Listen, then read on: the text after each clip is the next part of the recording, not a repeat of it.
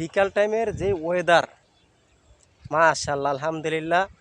আসলে বিকাল টাইমের ওয়েদারটা এত সুন্দর, দেখেন আপনি যেদিকে তাকাইবেন সেদিকে বিকাল টাইমের ওয়েদারটা এত সুন্দর, বলার বাইরে। তা আসলে আমি সবসময় আপনাদেরকে এরকম ওয়েদারটা তুলে ধরতে চাই, আর বেশিরভাগ আমি আপনাদেরকে এরকম সিনারিগুলো দেখাই গ্রামগঞ্জের। দেখেন এখন কাশফুলগুলো আস্তে আস্তে বাদ হয়ে গেছে, মানে কাশফুল আছে না, কাশফুল এগুলা বাতাসে বা বৃষ্টির কারণে গেছে গিয়া। এখন দেখেন কি সুন্দর বিকেল টাইমের একটা ওয়েদার, কি সুন্দর পরিবেশ।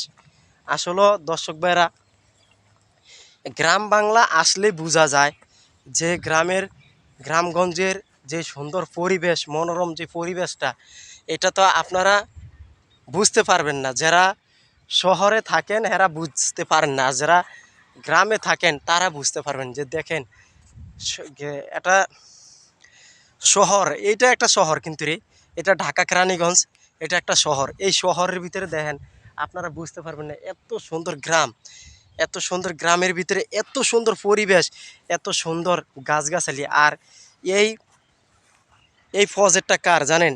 অ্যারোস্টো পরমার প্রজেক্ট। বিশাল এরিয়া, যে আমি দেখাই আপনারা আমার ক্যামেরা দেখেন। অনেক ভাইরা আমার এই ক্যামেরা মানে ভিডিওতে কমেন্ট করে যে ভাই আপনার ক্যামেরাম্যান কে? ভাই আমার ক্যামেরাম্যান হলো আমি কোনো ক্যামেরাম্যান রাখি না। আর আমি এখান থেকে কোনো হয়তো ইনকাম করতে পারি না, তো কীভাবে ক্যামেরাম্যান রাখবো? বুঝছেন দর্শক ভাইরা? তাহলে যে দেখেন আমার ক্যামেরাম্যান আমি। অনেক ভাই কমেন্টে বলে যে আপনার ক্যামেরাম্যান কে?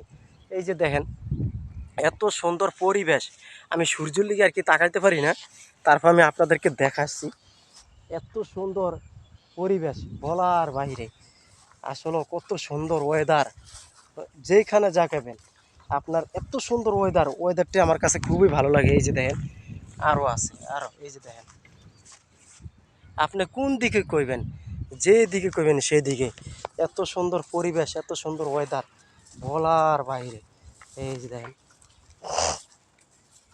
আসলে যেদিকে তাকাইবেন আপনি সেদিকে প্রাকৃতিক দৃশ্য, প্রাকৃতিক দৃশ্য ছাড়া আপনার কোনো কথা নাই।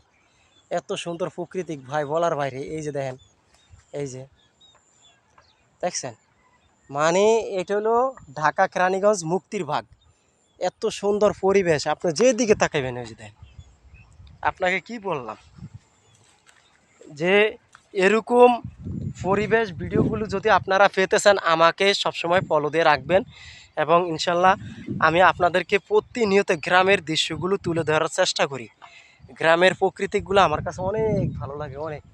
দেখছেন কত সুন্দর বাতাস, কত সুন্দর ঠান্ডা,